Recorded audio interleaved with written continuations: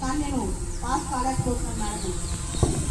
నేను అన్నాను వచ్చి క్లాస్లో కూర్చొని చెప్తాను. క్లాస్లో కాదు, నాకు సపరేట్గా ప్రత్యేకంగా పాఠం చెప్పాలన్నది. మీకు ప్రత్యేకంగా చెప్పే టైం నాకు లేదు. నేను రోజు ఆఫీస్కి వెళ్ళాలి, క్లాసులు చెప్పాలి. అప్పుడే నాకు ఒక చిన్న బాబు కూడా పుట్టినాడు. మా బాబుని చూసుకోవాలి, స్పెషల్గా నేను క్లాస్ చెప్పను అన్నాను. లేదు మేడం నాకు క్లాస్ చెప్పాలి అన్నాడు.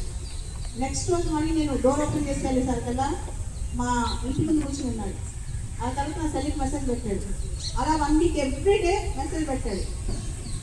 ఇంకా అబ్బాయిని తట్టుకోలేక నాకు రోజు మార్నింగ్ 4:30కి మాత్రమే టైం ఉంది, రోజు మార్నింగ్ 4:30కే నువ్వు రావాలని చెప్పాను.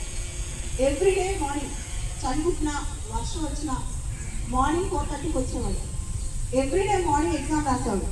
365 days 365 exams. Next year IAS అయ్యాడు. ఆల్ ఇండియా 66వ ర్యాంక్, కేరళ క్యాడర్ వచ్చింది. నేను చెప్పిన స్టోరీ ఎవరితో తెలుసా? కృష్ణతేజ ఐఏఎస్. తర్వాత కేరళలో 2 సంవత్సరాల తర్వాత ఫ్లడ్స్ వచ్చాయి. టీవీలో చూపిస్తున్నారు అనమాట. ఒక తెలుగు ఐఏఎస్ ఆఫీసర్ కేరళ చాలా సేవ చేశాడు. కేరళలో చాలా ఫ్లడ్స్ వచ్చాయి, 2 లక్షల మందిని కాపాడాడు. ఈవెన్ కౌస్ని బఫెలోస్ కూడా కాపాడాడు అని చెప్పి కృష్ణతేజ ఫోటో చూపిస్తున్నారు అనమాట. నేను వెంటనే కాల్ చేశాను. I'm really proud of you Teja అంటే, మ్యామ్ రీనో ఐఎమ్ యువర్ స్టూడెంట్ అన్నాడు. నేను చాలా గర్వపడతాను చూసంటే, మేడం మీరు గర్వపడాలని మంచి టైం వచ్చింది, నేను మీ స్టూడెంట్ని, నేను చదువుకున్న చదువుకి ఈరోజు విలువ వచ్చింది అన్నాడు అనమాట. సో ఆ కృష్ణతేజని వెతుక్కుంటూ పవన్ కళ్యాణ్ ఇప్పుడు డిప్యూటీ సీఎం గారు ఆయన తీసుకొచ్చుకుని ఆయన దగ్గర పెట్టుకున్నారనమాట. AP deputy CM Pawan Kalyan గారు. సో ఒక సామాన్య కుటుంబంలో చిలకలూరుపేటలో పుట్టిన అబ్బాయి ఈరోజు ఇంత టాప్ పొజిషన్కి వచ్చాడంటే, మీలో ప్రతి అబ్బాయి ప్రతి అమ్మాయి ఆ స్థాయికి రావచ్చు. కాస్త ఫోకస్గా పనిచేయాలి, కాస్త ఫోకస్గా స్మార్ట్ వర్క్ చేయాలి. చేస్తే ఇక్కడికి వచ్చిన ప్రతి వ్యక్తి ప్రతి చేయి ఇంకో కృష్ణతేజ అవుతాడు. ఇంకో కృష్ణతేజ అయి కంట్రీకి సేవ చేస్తాడు, ఆంధ్రప్రదేశ్కి సేవ చేస్తాడు, తెలంగాణకి సేవ చేస్తాడు. ఆ మాట చెప్తానని మనం పిలిచాను. మీలో ఆ పవర్ ఉంది. నేను సాధించగలిగాను, కృష్ణతేజ సాధించగలిగారు. ఇలాంటి కొన్ని వందల ఎగ్జాంపుల్స్ ఉన్నాయి, కొన్ని వేల ఎగ్జాంపుల్స్ ఉన్నాయి. మీరు ఆ ఎగ్జాంపుల్స్ అన్ని తీసుకుని మనలాంటి ఒక మనిషి చేశారు, ఇంకో మనిషి కూడా చేయొచ్చు. మనలాంటి ఒక వ్యక్తి చేశారు, ఇంకో వ్యక్తి కూడా చేయొచ్చు అని మీరు నమ్మాలి. నమ్మి మీరు ఫైట్ చేయాలి, వర్క్ చేయాలి. అండ్ ఇంకా చాలామంది పిల్లలు అనుకుంటారు, మా అమ్మ నాన్న ఐఏఎస్ కాదు, నేను ఐఏఎస్ అవ్వగలనా, నాకు అలాంటి ఎవరు హెల్ప్ చేస్తారని చెప్పి. చాలామంది పేరెంట్స్ ఐఏఎస్ కాదు. నాకు తెలిసి నా దగ్గరికి వచ్చిన స్టూడెంట్స్లో చాలామంది పేరెంట్స్ పోలీస్ కానిస్టేబుల్స్ కొడుకులు కూడా ఐఏఎస్లు అయి ఉన్నారు. నాకు ఒక కథ చెప్తాను మీకు. నా దగ్గరికి ఒక అబ్బాయి వచ్చాడు, చాలా చిన్నగా సన్నగా ఉండేవాడు. వాళ్ళ నాన్న వరంగల్లో పోలీస్ కానిస్టేబుల్. చిన్నప్పుడు 5th క్లాస్ 6th క్లాస్ టైంలో పోలీస్ కానిస్టేబుల్ చేసే పని అంతా అబ్బాయి చూశాడు, ఎస్పీ చేసే పని చూశాడు. అబ్బాయికి చిన్నప్పుడు కోరిక కలిగింది, నేను ఎలా అయినా పెద్దగా ఐపీఎస్ అవ్వాలని. వాళ్ళ నాన్న పోలీస్ కానిస్టేబుల్. 21 yearsకి దగ్గరకు వచ్చాడు. అప్పటికే అబ్బాయి చదవటం మొదలెట్టాడు. దగ్గరకు వచ్చేదాకే చదువుతూ స్టార్ట్ చేశాడు. 22 yearsకి ఐపీఎస్. ఇప్పుడు అబ్బాయి 29, ఆల్రెడీ ఎస్పీ ఇన్ ఛత్తీస్గఢ్. పేరు అక్షయ్ కుమార్ ఐపీఎస్. ఒక కానిస్టేబుల్ కొడుకు ఈరోజు ఎస్పీ అయ్యాడు. కాబట్టి పేరెంట్స్ బ్యాక్గ్రౌండ్ కూడా ఇంపార్టెంట్ కాదు.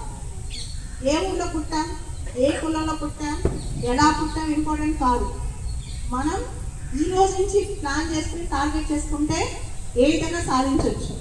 ఈ రోజు నుంచి ప్లాన్ చేసుకుని వర్క్ చేస్తే ఏదైనా సాధించవచ్చు. పిల్లలందరికీ ఒక ఐడియా చెప్తాను. ఒక లిస్ట్ రాసుకోండి. అంటే 5 years తర్వాత మీరు ఎలా ఉండాలనుకుంటున్నారు, 10 years తర్వాత ఎలా ఉండాలనుకుంటున్నారు, 15 years తర్వాత ఎలా ఉండాలనుకుంటున్నారు, 20 ఇయర్స్ తర్వాత ఎలా ఉండాలనుకుంటున్నారు? ఈరోజు సెప్టెంబర్ 29, 2025. సెప్టెంబర్ 29, 2045కి ఇక్కడికి వచ్చిన ప్రతి ఆస్పిరెంట్, ప్రతి బాబు, ప్రతి పాప మీరు అనుకుంది ఏదైతే మనసులో అనుకుంటారో అది చేసేస్తారు. మీరు ఏదనుకుంటే అది అవుతారు. మీరు ప్లాన్ వేసుకోండి. మీకు ఒక చెప్పిన, నేను సివిల్స్ పాస్ అయిన తర్వాత నా పాత పుస్తకాన్ని సర్దేస్తున్నాను. సర్దేసేటప్పుడు నా పాత డైరీ ఒకటి దొరికింది. ఆ డైరీలో ఒక పేజీ రాసుకున్నాను. నవంబర్ 12 రోజు, ఆ రోజు నా బర్త్డే. ఆ రోజు నా పేజ్ ఒకటి ఉంటుంది అనమాట. నేను పెద్దయ్యాక లా చదవాలి, పెద్దయ్యాక సమాజం నన్ను ఎలా గుర్తుపెట్టుకోవాలి రాసుకున్నాను. నేను పెద్దయ్యాక సివిల్స్ ఎప్పుడు రాయాలో రాసుకున్నాను. అలా ఈ ఏజ్ వరకు నేను ఏమేం చేయాలో అన్ని లిస్ట్ రాసి పెట్టుకున్నాను. ఇంకా కూడా కొన్ని నేను ఆ లిస్ట్లో అన్నీ కరెక్ట్గా చేసుకుంటూ వచ్చాను.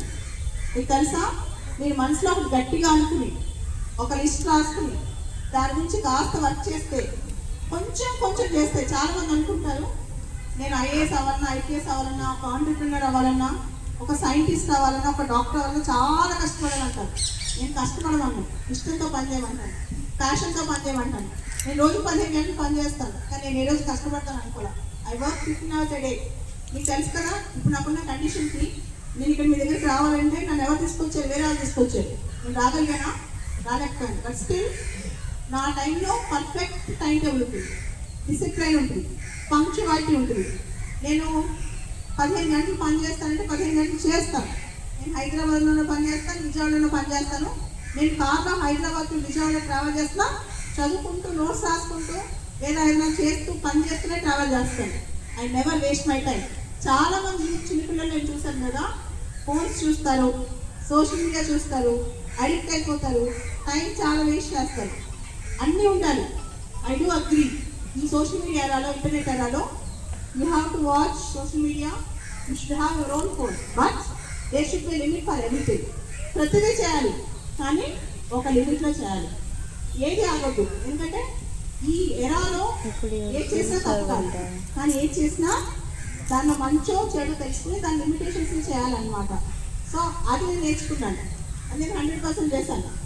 అండ్ ఇంకొకటి కూడా మీకు చెప్తాను. Last 20 years of my life, last 20 yearsలో నేను 2-3 days back to back time waste చేసిన పరిస్థితి లేదు. బ్యాక్ టు బ్యాక్ నేను టైం వేస్ట్ చేయలేదు ఎప్పుడు కూడా. సో పిల్లలందరికీ చెప్పేది ఏంటంటే, హ్యావ్ ఎ విష్ లిస్ట్.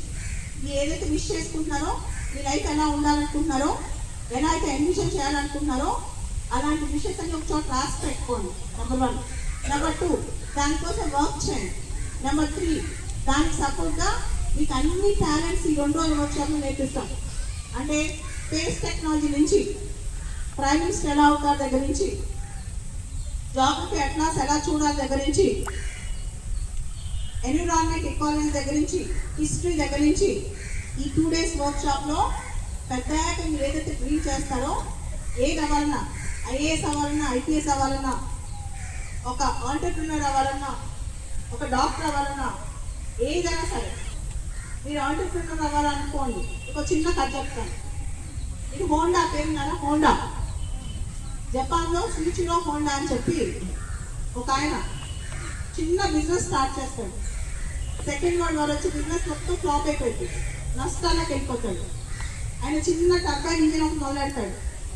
దాన్ని ఒక సైకిల్ కట్టి మోటార్ సైకిల్ లాగా ఇంజిన్తో నడపడం స్టార్ట్ చేస్తాడు. అప్పట్లో అన్నారంట, ఎవరిని అంటే కొంటారా అని. ఇప్పుడు హోండా ప్రపంచంలోనే టాప్ కంపెనీ అనమాట. సో అట్లాంటి కంపెనీస్ మీరు సృష్టించడానికి ట్రై చేయాలి. ఎప్పుడు కూడా మా అబ్బాయికి మంచి జాబ్ రావాలనుకుంటారు. నేనంటాను, మీ అబ్బాయిలు అమ్మాయిలు జాబ్స్ క్రియేట్ చేయాలి, అందరికీ జాబ్స్ ఇవ్వాలి. మీరు ఏమనుకుంటారు? రిలయన్స్ లాంటి మంచి కంపెనీలో మా అబ్బాయికి అమ్మాయికి ఉద్యోగం వస్తే చాలనుకుంటారు. నేనంటాను, మీ అబ్బాయి మీ అమ్మాయి ఎందుకు ఒక ధీరుభాయ్ అమ్మాయి కావద్దు. ధీరుభాయ్ అమ్మాయి స్టోర్ తెలుసా? ఆయన చిన్న పెట్రోల్ బంక్లో పనిచేసేవాడు.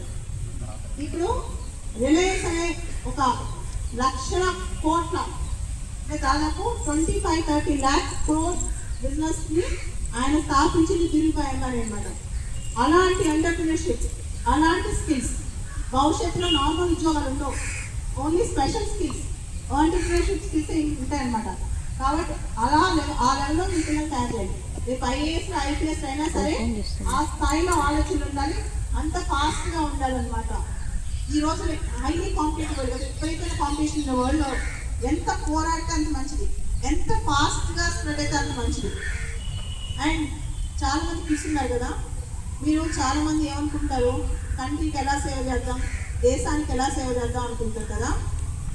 అందరికీ సేవ చేసే డబ్బులు అందరి దగ్గర ఉండవు. కానీ మీరు ఐఏఎస్ ఐపీఎస్ అవుతే అద్భుతంగా సేవ్ చేయగలరు, చాలా అద్భుతంగా సేవ్ చేయగలరు అనమాట. ఇంకో చిన్న ఎగ్జాంపుల్ చెప్తాను. మేడం కూడా వచ్చారు, ఆర్కే రవికృష్ణ గారు అని చెప్పి, sir IG inspector general of police. Sir Kurnool జిల్లాకి ఎస్పీగా ఉన్నప్పుడు ఒక విలేజ్ అడాప్ట్ చేసుకున్నారు. మీరు మహేష్ బాబు సినిమా ఉంది, ఏం సినిమా? విలేజ్ అడాప్ట్ చేసుకున్న సినిమా శ్రీమంతుడు సినిమా. సార్ చెప్పాలంటే కర్నూలు జిల్లాలో ఒక విలేజ్ అడాప్ట్ చేస్తున్నారు. రీసెంట్గా నేను కర్నూలుకి ఒక స్పీచ్ ఇవ్వడానికి వెళ్ళాను. ఆ విలేజ్ నుంచి కొంతమంది అబ్బాయిలు వచ్చి, నేను డిఎస్సి పాస్ అయ్యాం, గ్రూప్ 2 పాస్ అయ్యాం, దానికి కారణం రవికృష్ణ సార్ అని. మనం అనుకుంటే ఐపీఎస్ ఆఫీసులో అయితే ఓన్లీ లా అండ్ ఆర్డర్ మాత్రం చేయగలం. చేయడానికి చాలా మంచి పనులు ఉన్నాయి, చాలా అద్భుతమైన పనులు ఉన్నాయి. ఓకే, సో ఇలా చాలా గొప్ప గొప్ప గొప్ప ఆఫీసులు అయ్యాయి, సమాజాన్ని చాలా సేవ చేశారు. మీరు ఆ స్థాయిలోకి రావాలని, మీరు ఏ సేవ అయితే చేయాలనుకుంటున్నారో దాని మీద ఎక్కువ దృష్టి పెట్టండి. చిన్నపిల్లలు చాలామంది ఇక్కడికి వస్తూ ఉన్నప్పుడు చేయలేక చూడొచ్చు కదా, లేదా నేను విజయవాడ వచ్చేప్పుడు చాలాసార్లు అనుకుంటా కొన్ని రోడ్లు చూసి, ఈ రోడ్లు ఇంకా బెటర్గా ఉంటే బాగున్నాయి. కానీ ఎవరు బెటర్ చేయాలి? ఎక్కడైనా ఎవరైనా కరప్షన్ తీసుకున్నారనుకోండి, లంచం తీసుకున్నారనుకోండి, ఇండియాలో లంచం తీసుకోవడం ఆపరా అంటాం. కానీ ఎవరు మార్పు తేవాలి? మీరే మార్పు తేవాలి. ఇండియాలో మార్పు రావాలంటే కొన్ని వందల మంది, వేల మంది, కోట్ల మంది మార్పు తేవాల్సిన అవసరం. కేవలం ఇక్కడికి వచ్చిన వాళ్ళు అనుకున్నా, ఇప్పుడున్న బాబులు అనుకున్నా సరే భారతదేశాన్ని మార్చేయాలి. ఆ పట్టుదల మనలో ఉండాలి. స్వామి వివేకానంద అదే చెప్తారు, బాగా స్ట్రాంగ్ ఉన్న స్టీల్ పవర్ ఉన్న అమ్మాయిలు అబ్బాయిలు ఉంటే చాలా దేశాన్ని మార్చేయచ్చు. మీరు మార్చగలరు. అండ్ మీ అందరూ గొప్ప విషయం ఏంటి తెలుసా? దసరా హాలిడేస్కి ఎంజాయ్ చేసే టైం స్టిల్ ఇలాంటి క్లాస్, ఇలాంటి వర్క్షాప్ అని తెలిసి ఇక్కడ దాకా వచ్చారు కదా, అదే మీ మొదటి మెట్టు, మొదటి సక్సెస్. ఫస్ట్ దాన్ని క్లాస్ పట్టింది. ఏంటంటే తిరుపతి నుంచి, ఏలూరు నుంచి, కడప నుంచి, తాడేపల్లిగూడ నుంచి, ఖమ్మం నుంచి, ఇలా ఒకటా రెండా, నేను చాలా ఆశ్చర్యపోయాను. ఇంత దూరం నుంచి రాత్రి పొద్దున బయలుదేరి 2 అవర్స్లో అర్ధరాత్రి బయలుదేరి వచ్చాను. అది కూడా దసరా టైంలో విజయవాడ రావడం అంటే బస్సులో ఎంత కష్టం నాకు తెలుసు. కానీ ఇంతమంది అవుట్ స్టేషన్ నుంచి వచ్చి ఇంత కష్టపడి వచ్చినందుకు నేను మీ అందరికీ స్పెషల్ థ్యాంక్స్. ముఖ్యంగా ఇక్కడ స్పెషల్గా నాకు సపోర్ట్ చేసింది Loyola institution, Loyola college Vijayawada.